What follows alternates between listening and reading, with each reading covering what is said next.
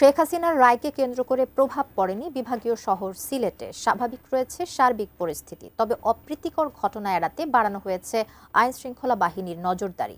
নগরীর চৌহাট্টা পয়েন্ট থেকে বিস্তারিত জানিয়েছেন প্রতিনিধি কামরুল ইসলাম মাহি। মাহি, কি অবস্থা এখন সেখানকার?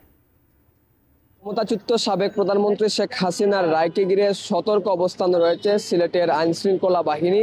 আমরা এই মুহূর্তে আছি সিলেট মহানগরীর চৌহাট্টা এলাকায় এবং অন্যান্য দিনের তুলনায় সিলেটের যে যান চলাচল সেটি স্বাভাবিক রয়েছে এবং মানুষের যে আনাগোনা সেটিও আসলে স্বাভাবিক রয়েছে। এবং যদি আপনাদেরকে জানিয়ে রাখি, শেখ হাসিনার রায়কে ঘিরে বিভাগীয় শহর সিলেটকে পুরো নিরাপত্তার চাদরেই ডেকে রাখা হয়েছে। এক ধরনের সিলেট মহানগর পুলিশের পক্ষ থেকে জানানো হয়েছে পোশাকধারী পুলিশের পাশাপাশি সাদা পোশাকে আইন শৃঙ্খলা বাহিনী মাঠে কাজ করছে এবং যে কোনো ধরনের অপ্রীতিকর ঘটনা এড়াতে পুলিশ সবসময় এবং পুলিশের পাশাপাশি অন্যান্য যে বাহিনীগুলো রয়েছে তারা আসলে তৎপর রয়েছেন।